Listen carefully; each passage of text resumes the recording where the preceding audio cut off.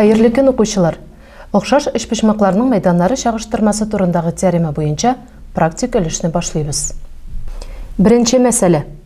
ABC ham A1, B1, C1 ishpishmoqlari o'xshash, ham ularning o'xshash yoqlari 6/5 chag'ishtirmasida.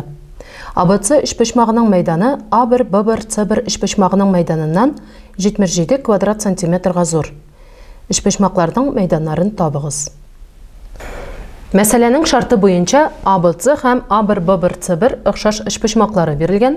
O'xshash yoqlarning chag'ishtirmasi 6/5 ekanligi belgili. ABC ishpishmog'ining maydoni A1, B1, C1 ishpishmog'ining maydonidan 77 kvadrat santimetrga zo'r. ABC hem A1, B1, C1 ishpishmog'ining maydonlarini toparga kerak. Demek, şart boyunca birinchidan ABC hem A1, B1, C1 ishpishmoqlari o'xshash. Hem o'xshash yoqlarning chag'ishtirmalari berilgan 6/5. Demek, o'xshashlik koeffitsiyenti K 5 dan 6ga tegiz degan so'z. Hem shulay o'xshash ishpishmoqlarning maydonlari chag'ishtirmasi turindagi teorema bo'yicha ABC hem A1, B1, C1 ishpishmoqlarining maydonlari chag'ishtirmasi K kvadratga tegiz. Ya'ni bizning ishroqda K 6 bo'lingan 5 ga tegiz, 6 bo'lingan 5 ning kvadrati 36 bo'lingan 25 ga tegiz bo'la. Şuşa tegizlikten yazarga mümkün. ABC ishpishmog'ining maydoni demek 77 qo'sham A1, B1, C1 ishpishmog'ining maydonina, ya'ni 77 qo'sham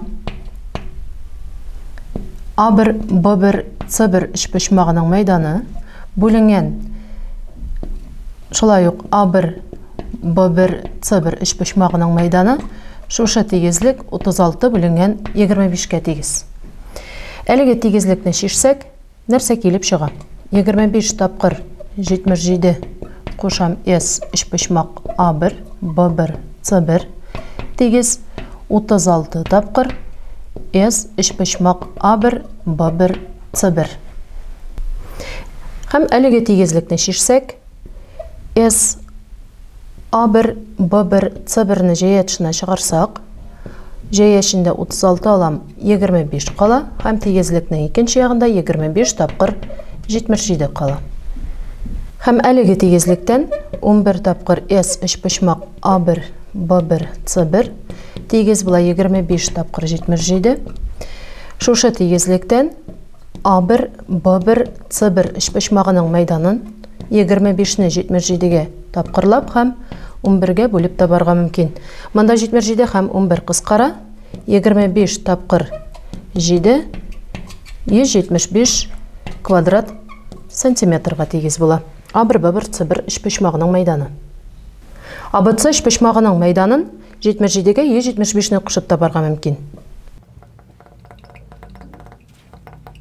Neticede ABC ishpishmog'ining maydoni 252 kvadrat santimetr, A1, B1, C1 ishpishmog'ining maydoni 175 kvadrat santimetrga tegiz bo'la. İkinci mesele. O'xshash ishpishmoqning perimetrlari chag'ishtirmasi o'xshashlik koeffitsiyentiga tegiz bo'luvini isbotlarga. Meselening sharti bo'yicha iki ishpishmoq o'xshash. Ya'ni o'xshash ABC ham A1, B1, C1 ishpishmoqlari berilgan. Şuşa ishpishmoqlarning perimetrlari chag'ishtirmasi K'ga tegiz ekanligini isbotlarga kerak.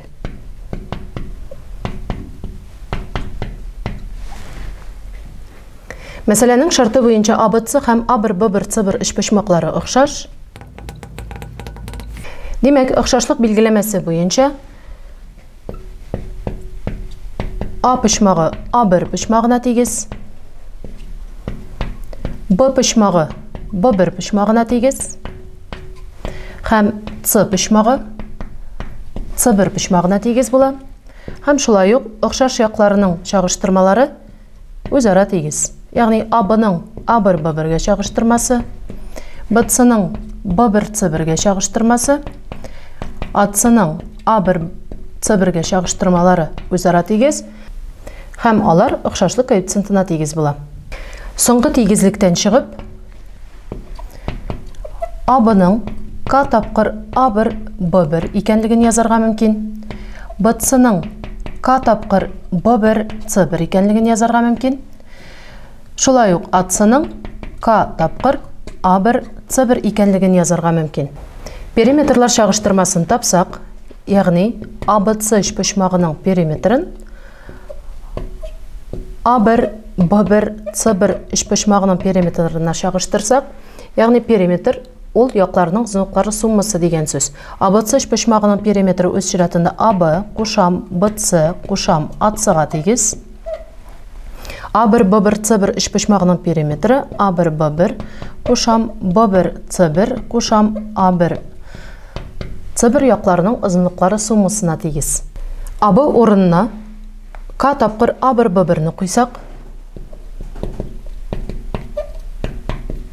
БЦ орынына К тапқыр Б1, С1-ні, һәм АЦ орынына К тапқыр А1, С1-ні қоябыз. Бақылаушының өзін көшіріп язабыз.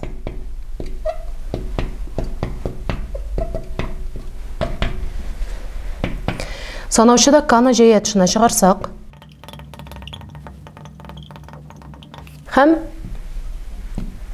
бұл тапқырлаушыларын қысқартсақ, нәтижеде К қала. Демек, ұқсаш үшбұшмақларының периметрлары шағыштырмасы ұқсашлық коэффициентіне тегіз. Теорема исбатланды.